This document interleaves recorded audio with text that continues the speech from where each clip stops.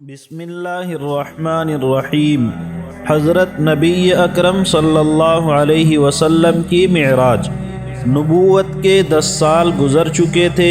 اللہ کے رسول صلی اللہ علیہ وسلم اور آپ کے صحابہ پر مکے کے لوگوں نے جو ظلم و ستم ڈھایا تھا وہ کسی بھی انسان کے حوصلے کو توڑنے کے لیے کافی تھا۔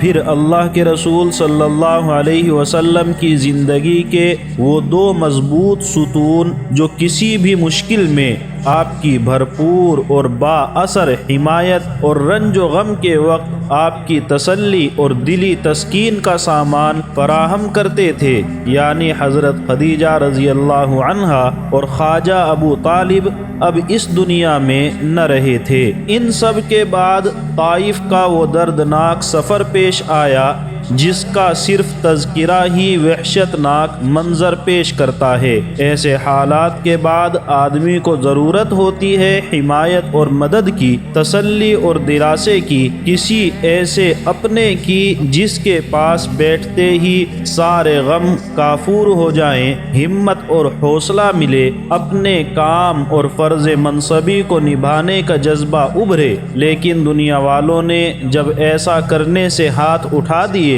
تو خداوند ذوالجلال نے اپنے محبوب کے لیے اپنی عظیم بارگاہ میں آنے کا خاص انتظام فرمایا۔ آپ کو وہ عزت اور سربلندی عطا فرمائی جس سے انسانیت آج تک محروم تھی۔ آپ کے مقام و مرتبے کو اس قدر اونچا کیا کہ مقرب فرشتوں میں بھی سب سے افضل یعنی جبریل امین بھی پیچھے اور نیچے رہ گئے، اور ایسے مقام تک سیر کرائی کہ جو اس کائنات کا آخری اسٹیج ہے، یعنی عرش عظیم تک، جس کے بعد اب اور کوئی مقام نہیں۔ اپنے حبیب کو صرف تسلی ہی نہیں بلکہ نماز کی شکل میں وہ خوبصورت تحفہ دیا جس سے کوئی بھی عام یا خاص شخص اپنے کسی بھی رنج و غم میں سکون پا سکتا ہے اور کسی بھی مشکل میں جس سے مدد حاصل کر سکتا ہے۔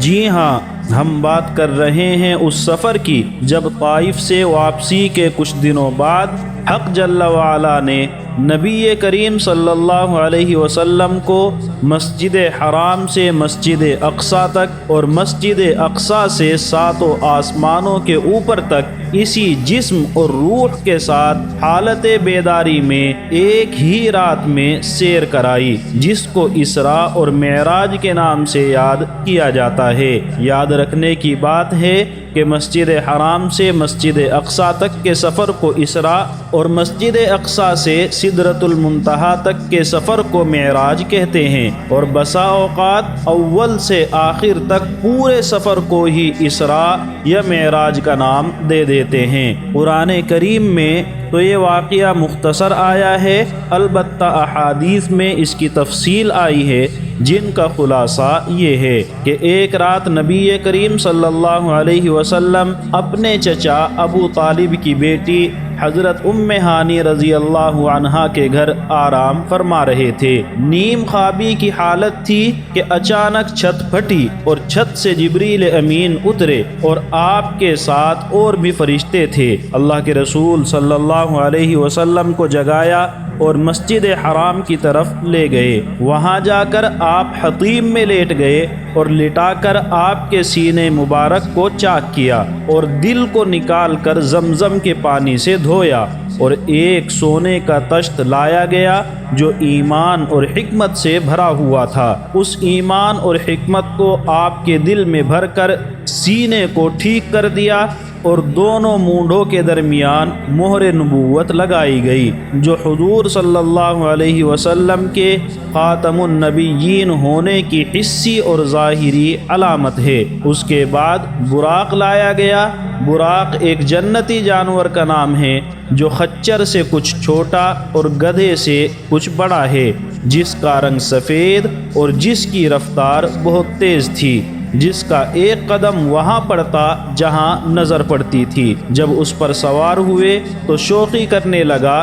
جبریل امین نے کہا کہ اے براق، یہ کیسی شوخی ہے؟ تیری کمر پر آج تک حضور صلی اللہ علیہ وسلم سے زیادہ کوئی اللہ کا مکرم اور محترم بندہ سوار نہیں ہوا۔ براق شرم کی وجہ سے پسینہ پسینہ ہو گیا اور حضور صلی اللہ علیہ وسلم کو لے کر روانہ ہوا۔ جبریل و میکائیل آپ کے ہم رکاب تھے۔ اس شان کے ساتھ اللہ کے رسول صلی اللہ علیہ وسلم روانہ ہوئے، اور بعض روایات سے معلوم ہوتا ہے کہ جبریل امین نے حضور پرنور صلی اللہ علیہ وسلم کو براق پر سوار کیا اور خود نبی اکرم صلی اللہ علیہ وسلم کے لیے ردیف بنے، یعنی آپ کے پیچھے براق پر سوار ہوئے۔ شداد بن اوس رضی اللہ عنہ سے مروی ہے کہ رسول مقبول صلی اللہ علیہ وسلم نے فرمایا کہ راستے میں ایک ایسی زمین پر گزر ہوا کہ جس میں کثرت کے ساتھ کھجور کے درخت موجود تھے۔ جبریل امین نے کہا یہاں اتر کر نفل نماز پڑھ لیجئے۔ میں نے اتر کر نماز پڑھی۔ جبریل امین نے کہا آپ کو معلوم بھی ہے کہ آپ نے کس جگہ نماز پڑھی ہے؟ میں نے کہا مجھے نہیں معلوم۔ جبریل امین نے کہا آپ نے یثرب یعنی مدینہ طیبہ میں نماز پڑھی ہے جہاں آپ ہجرت کریں گے۔ اس کے بعد روانہ ہوئے اور ایک اور زمین پر پہنچے۔ جبریل امین نے کہا یہاں بھی اتر کر نماز پڑھیے۔ میں نے اتر کر نماز پڑھی۔ جبریل امین نے کہا آپ نے وادی سینا میں شجرہ موسیٰ کے قریب نماز پڑھی ہے جہاں حضرت حق جل شانہ نے موسیٰ علیہ السلام سے کلام فرمایا تھا۔ پھر ایک اور زمین پر گزر ہوا۔ جبریل نے کہا اتر کر نماز پڑھیے۔ میں نے اتر کر نماز پڑھی۔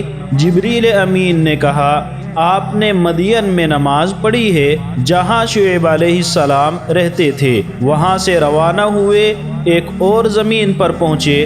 جبریل امین نے کہا اتر کر نماز پڑھیے۔ میں نے اتر کر نماز پڑھی۔ جبریل امین نے کہا یہ مقام اللحم ہے جہاں عیسیٰ علیہ السلام کی پیدائش ہوئی تھی۔ الغرض اس شان سے حضور پرنور صلی اللہ علیہ وسلم بیت المقدس پہنچے اور براق سے اترے۔ بیت المقدس میں جس حلقے سے انبیاء کرام اپنی سواریوں کو باندھتے تھے وہ سوراخ ایک زمانہ ہو جانے کی وجہ سے بند ہو گیا تھا۔ جبریل امین نے اس کو انگلی سے کھول دیا اور اللہ کے رسول صلی اللہ علیہ وسلم نے براق کو اس سے باندھ دیا۔ اس کے بعد محبوب خدا صلی اللہ علیہ وسلم مسجد اقصی میں داخل ہوئے اور 2 رکعت تحیۃ المسجد ادا فرمائی۔ حضرات انبیاء کرام علیہم السلام پہلے ہی سے حضور پرنور صلی اللہ علیہ وسلم کے انتظار میں موجود تھے، جن میں حضرت ابراہیم، حضرت موسیٰ اور عیسیٰ علیہم السلام بھی تھے۔ ابھی کچھ دیر نہ گزری تھی کہ بہت سے حضرات مسجد اقصی میں جمع ہو گئے۔ پھر ایک مؤذن نے اذان دی اور تکبیر کہی، ہم صف باندھ کر کھڑے ہو گئے، اسی انتظار میں تھے کہ کون امامت کرے۔ جبریل امین نے میرا ہاتھ پکڑ کر آگے بڑھایا، میں نے سب کو نماز پڑھائی۔ جب میں نماز سے فارغ ہو گیا، جبریل امین نے کہا کہ آپ کو معلوم ہے کہ آپ نے کن لوگوں کو نماز پڑھائی ہے؟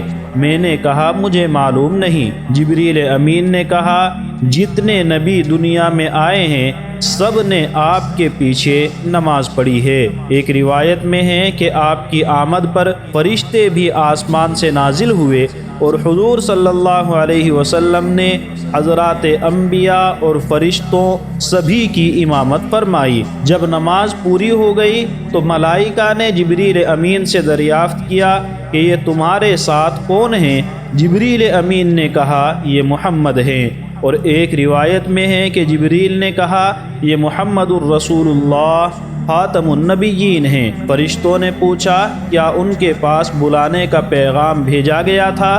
جبریل نے کہا ہاں۔ فرشتوں نے کہا اللہ تعالیٰ ان کو زندہ سلامت رکھے، بڑے اچھے بھائی اور بڑے اچھے خلیفہ ہیں، یعنی ہمارے بھائی ہیں اور اللہ کے خلیفہ ہیں۔ اس کے بعد حضور صلی اللہ علیہ وسلم نے انبیاء کرام کی روحوں سے ملاقات فرمائی سب نے اللہ کی حمد اور ثنا بیان فرمائی۔ جب آپ فارغ ہوئے اور مسجد سے باہر تشریف لائے تو 3 پیالے آپ کے سامنے پیش کیے گئے، ایک پانی کا، ایک دودھ کا اور ایک شراب کا۔ آپ نے دودھ کا پیالہ اختیار کیا۔